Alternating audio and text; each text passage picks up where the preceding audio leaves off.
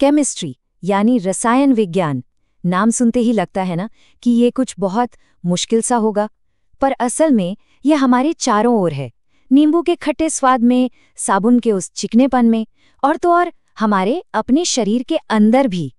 तो चलिए आज इसी छिपे हुए साइंस को थोड़ा करीब से जानते हैं और देखते हैं कि ये हमारी दुनिया को चलाता कैसे है। तो चलिए शुरुआत यहीं से करते हैं। कभी सोचा है कि जब हम कुछ खट्टा, कड़वा या नमकीन चखते हैं तो असल में हमारे मुंह में हो क्या रहा होता है?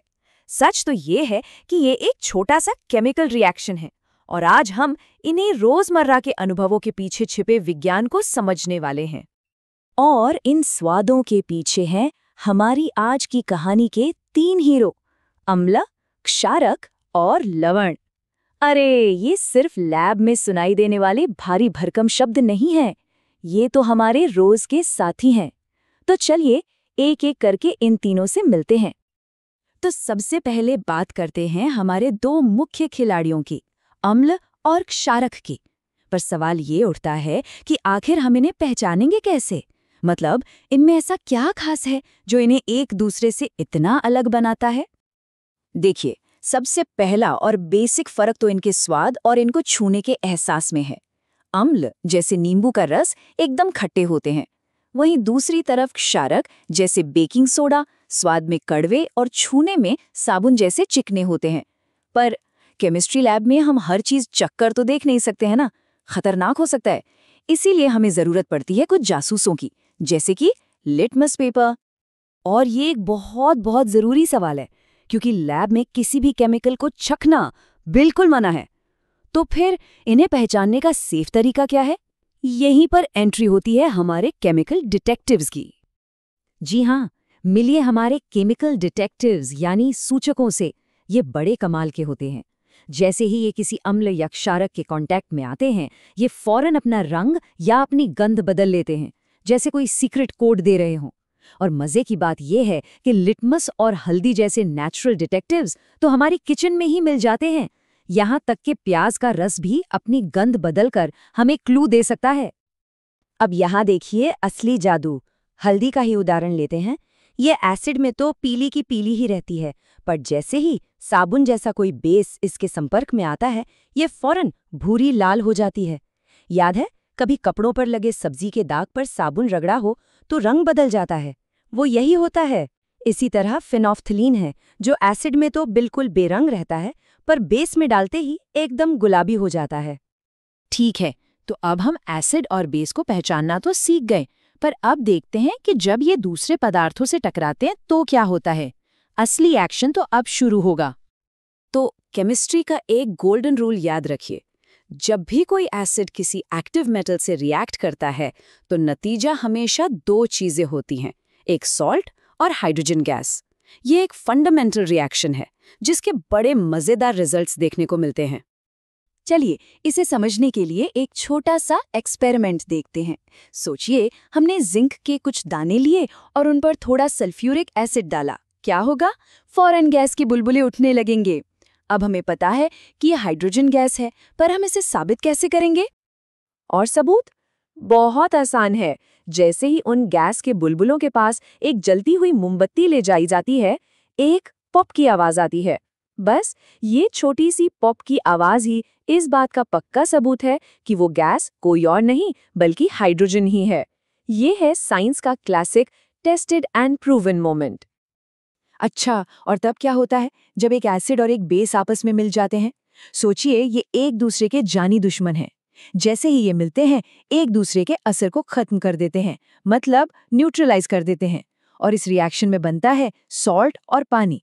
बिल्कुल वैसे ही जैसे पेट में एसिडिटी होने पर हम एंटासिड लेते हैं, जो एक बेस होता है, और हमें राहत मिल जाती है। पर एक मिनट, क्या सारे एसिड और बेस एक जैसे पावरफुल होते हैं? जी नहीं, बिल्कुल नहीं। और इनकी ताकत को नापने के लिए हमारे पास एक खास स्केल है जिसे कहते हैं पीएच स्केल। तो ये पीएच स्केल क्या है? इसे आप एक तरह का पावर मीटर समझ सकते हैं। इस मीटर पर 7 का मतलब है न्यूट्रल, यानी न एसिडिक न बेसिक, जैसे कि साफ पानी। अब 7 से जितना नीचे जाएंगे चीज़ उतनी ही ज़्यादा एसिडिक होती जाएगी, और 7 से जितना ऊपर जाएंगे वो उतनी ही ज़्यादा बेसिक यानी क्षारीय होगी। और ये स्केल हमारी जिंदगी में हर जगह काम करता है। हमारे पेट के अंदर जो एसिड है उसका पीएच लगभग 1.2 होता है, मतलब बहुत ही ज्यादा पावरफुल। वहीं हमारे खून का पीएच 7.4 के आसपास एकदम बैलेंस्ड रहता है। और दूसरी तरफ सोडियम हाइड्रोक्साइड जैसे घोल का पीएच 14 तक पहुंच जाता है, जो कि बहुत ज्यादा बेसिक है। अब जरा इस नंबर पर गौर कीजिए, 5.5। ये सिर्फ एक नंबर नहीं है, ये हमारी सेहत से जुड़ी एक वार्निंग है। जी हाँ, होता ये है कि जब हम कुछ मीठा खाते हैं तो हमारे मुंह के बैक्टीरिया एसिड बनाना शुरू कर देते हैं। इससे हमारे मुंह का पीएच 5.5 से भी नीचे चला जाता है।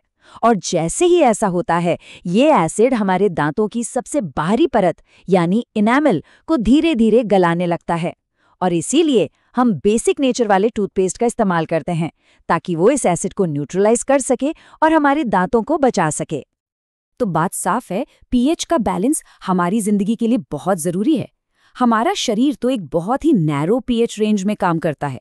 यहाँ तक कि जब मधुमक्खी काटती है तो उसके एसिडिक डंक के असर को कम करने के लिए हम बेसिक नेचर वाला बेकिंग सोडा लगाते हैं।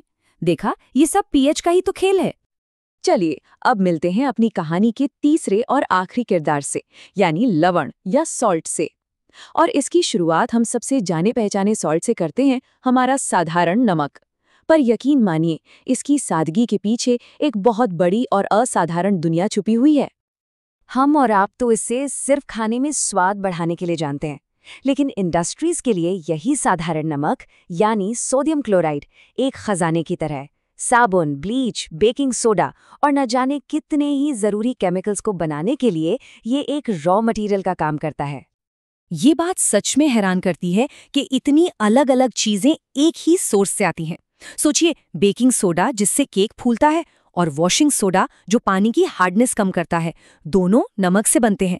इतना ही नहीं, पानी को साफ करने वाला ब्लीचिंग पाउडर और हाँ, टूटी हड्डियों को जोड़ने वाला प्लास्टर ऑफ पेरिस, इन सब की जड़ें भी कहीं न कहीं साधारण नमक से ही जुड़ी हैं। प्लास्टर ऑफ पेरिस तो इसका एक बेहतरीन एग्जाम्पल है।